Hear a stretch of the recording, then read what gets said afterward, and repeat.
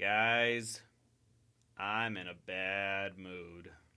I'll spare you the wine fest, but to make a long story short, I was nearly hauled to court by a guy who thinks that using his time and money to bully non-profit YouTube channels is a much better thing to do than to actually learn the concept of fair use and reap free popularity and ad revenue. So yeah, I'm kind of feeling a little down after that little conversation. I need something to lift my spirits. Hey, do we have anything funny in my collection? That'll work. Yep, today we're talking about the discount LEGO clone line, Blocktech. Blocktech is a building block line owned by Graphics, which in turn is owned by the British company RMS International, which mostly manufactures art supplies, paints, crayons, notebooks, and the cleverly named Meccano knockoff, Metaltech. Since they're a British company, most of their products are more normally found in the UK. However, they are also distributed in the US, mostly under the chain Big Lots, which is where I found these. They mostly just cover the bases of generic LEGO, army, police, space, generic girls' toy. However, they have done some licensed sets for Fast and Furious, and they've even put out an advent calendar. I don't know if I'm getting that for Christmas, but hey, we'll see. They also have a line of obvious knockoff Marvel and DC minifigs in their superheroes line that I would love to get, but for the love of me, I can't find anywhere that's distributing them. And then of course we have today's offering, Dino Park. As far as I can tell, the Dino Park models don't specifically rip anything off. However, they are clearly trying to cash in on both the Jurassic Park movies and the LEGO line of Jurassic Park sets. Though it may also be a ripoff of LEGO's short-lived Dino series from 2012. In fact, comparing the logos kind of does suggest that that's what they were going for. Obviously, LEGO is no stranger to doing dinosaur sets, but most of the dinosaurs in those series are given their own molds, making them look a little more realistic than the typical LEGO set. LEGO has made dinosaurs out of generic pieces for their LEGO Creator line. However, they have a lot more pieces and actually do look like dinosaurs. But with these, it looks like they took one of those little LEGO part buckets and tried to make a dinosaur out of what they had lying around. And in case you wanted to see more shots of this dinosaur in action, too bad. The back of the box uses the exact same images as the front of the box, only the pieces are given their own windows and some of them are reversed for some reason. Let's escape from the dinosaur in the jungle. Hurry up! Boy, if that's not the tagline for the next Jurassic World movie, then I have lost all faith in Universal. Or if you don't like that tagline, then how about the dinosaur pens have been breached? Sound the alarm! That is usually the best thing to do when a giant whatever-saurus has escaped from wherever you have been keeping it. And of course down here we have the mandatory compatible with other leading brands, aka we're not LEGO, please don't sue. And unfortunately, while this box does have a 6 to 14 years suggested age range, it doesn't have the 0 to 3 choking hazard icon, so I can't make my mandatory joke. But strangely enough, they did include a difficulty rating for these models. Because yeah, it's really hard to put together a building block set. You know, it's not like they give you these little manuals and show you how to put them together step by step, and it's not like they've already recommended that only kids 6 to 14 years should play with this. One more thing before I stop talking about the stupid box and actually move on to something that you'd be interested in, is that while the big box has one of these big cardboard trays to put your pieces in, the little box unfortunately doesn't have that convenience. I'd complain more, but seeing as how I'm probably going to throw out the cardboard tray and never use it again, then I really don't care. So, now that I'm done milking the boxes for all they're worth, let's put these together and see if the power to create dinosaur life really should have been put in human hands. To the music! You can build a buggy, drive a big tow truck. You can paint a jet ski yellow like a duck. And after all the Trannyverse, there ain't no trick. You just gotta do it brick by brick, clock by tick. No matter how thin, no matter how thick. Papa told Mama and Laura told Nick, you can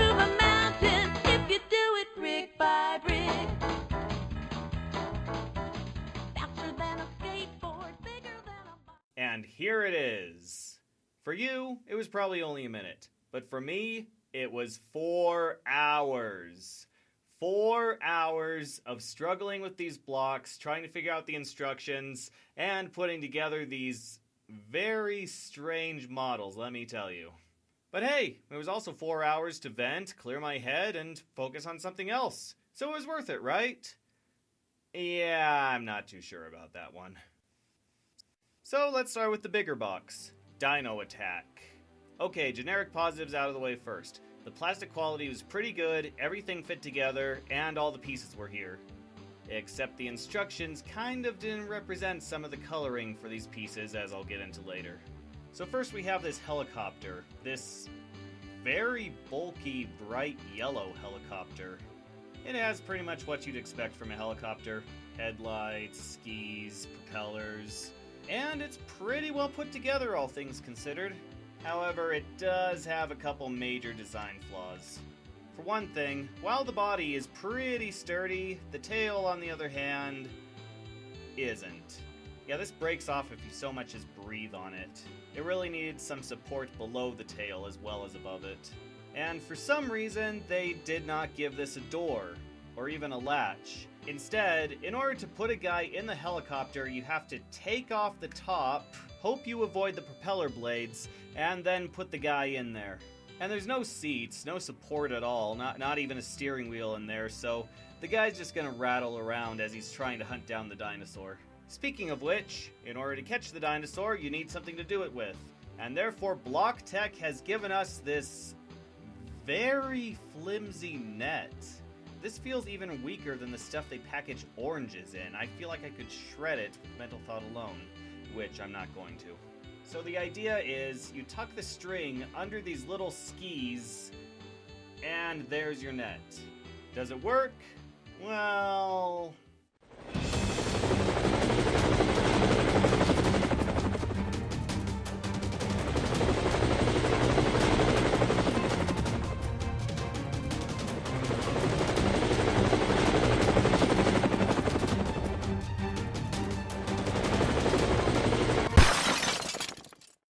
not very well. And of course, just being some plastic and string, the thing can fall off very easily. So if you're hunting dinosaurs and you only have this net, I would highly suggest putting some neurotoxin in your darts. Speaking of which, let's talk about the dinosaur, shall we? Yeah, you didn't think it could get worse than the cover, could you? I mean, it really says something about their priorities when they make a better-looking helicopter than the dinosaur they were trying to promote. Now, on one hand, I am impressed that they managed to design a dinosaur-looking thing with generic parts. And with the small amount of parts they were allotted, no less. But my guy, this thing looks goofy. I mean, what is it even supposed to be? A T-Rex? A Velociraptor? The Indominus Rex?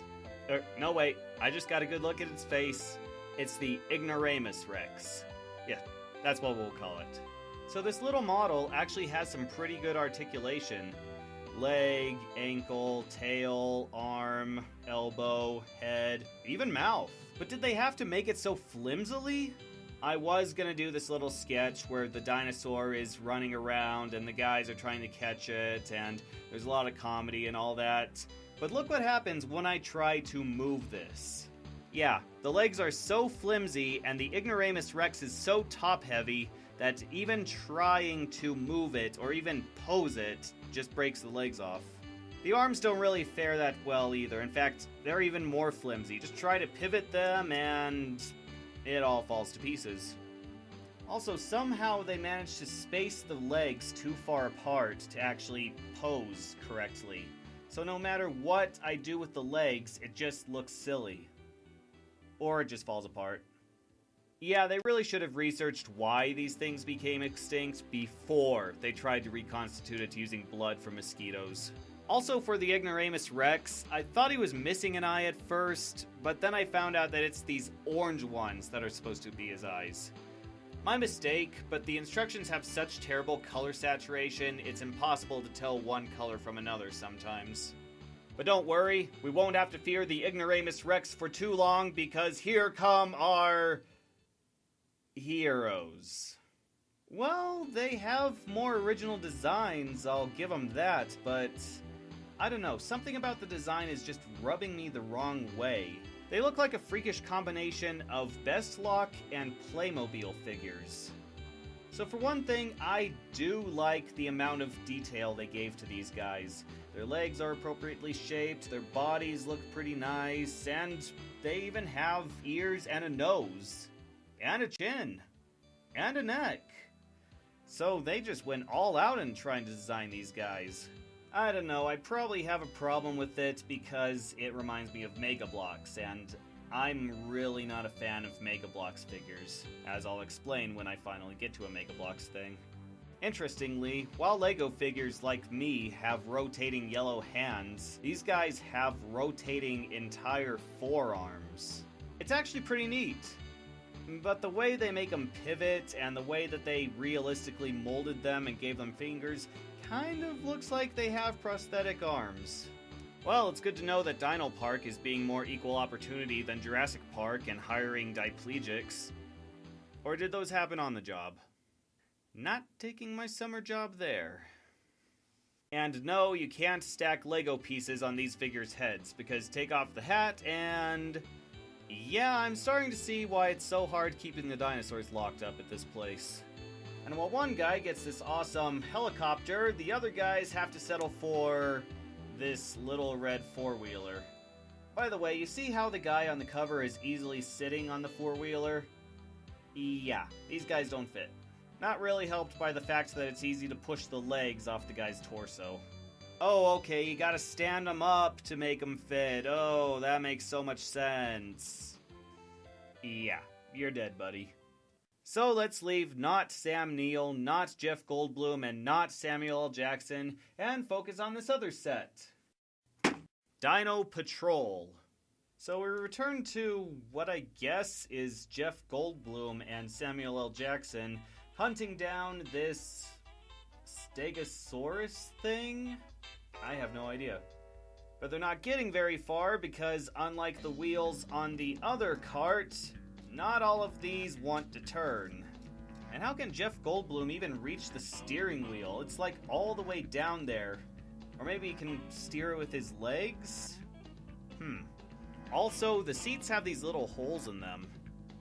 I guess when you're out trekking and you gotta go without any time to spare, but couldn't you have at least packed some toilet paper on the trip? Or maybe that's what this thing's for. And it seems they completely abandoned the net idea, and instead decided to go straight for the big guns. So Samuel L. Jackson gets this rifle that's pretty much ripped straight from a Lego set. In fact, it looks ridiculous in this case. I don't know, I guess because they were trying to go for more realistic models, that putting actual Lego weaponry with them just does not seem right. It looks like he's holding a kid's toy. Of course, this is Samuel L. Jackson. He has ways of making anything lethal. The dinosaur here is simultaneously far better and far worse than the Ignoramus Rex. One huge advantage it has over old Iggy, it can actually stand up. And with 4 legs and ratchet pieces, it's far easier to pose this guy. However, the legs in this case are just these hinge pieces, so they still fall apart very easily. And also, good grief, maybe Dino Park is a lot worse than Jurassic Park in the handling of its animals. I mean, look at this guy. This guy's just scales and bones. And he apparently has a birth defect that has left him completely without eyes. Oh man, I'm torn between wanting another zoo to take custody of this animal and just wanting it put out of its misery. This guy has earned the name Anorexosaurus. But hey, at least the trees and the flowers fit pretty sturdily on this block. Never mind. And interestingly, I think this might be one of the first cases of a knockoff Lego set artificially inflating the number of bricks that it has in its box. Some of the block choices they have for these vehicles just don't seem right. This, for example, takes 2 2x1s and 2 1x1s. Why not just use a 2x4 and a 1x2? In fact, the little arch piece here that they usually use for vehicles, this one is split in half. why? There's like no reason for it to be split in half. I would assume that it would be cheaper and more convenient to just print it out in one big mold. So why split it in two? Or are they preparing for the day when somebody will finally make a feature-length Blocktech movie, and they were preparing for the scene where a car gets blown to pieces and they wanted to make it look more dramatic? Well, you know, I would have made that movie if you didn't make it so I couldn't stand your dinosaur up. And there you have Dino Park, Blocktech's answer to, you know, that little sci-fi movie that nobody has ever heard of. How does it hold up? How do you think?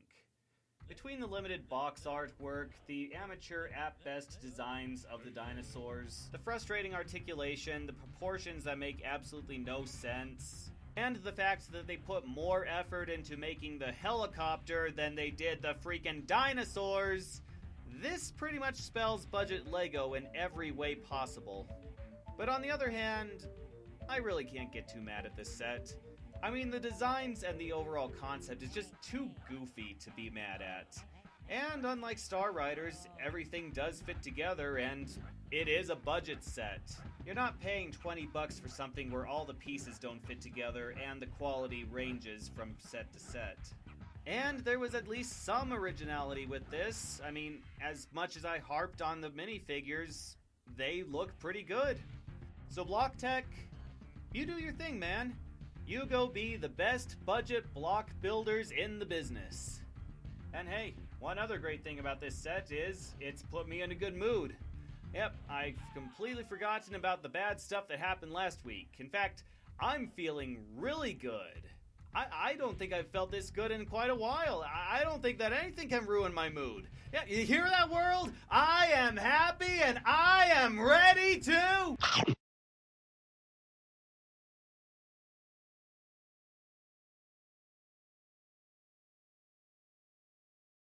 We all live in a yellow helicopter, yellow helicopter, yellow...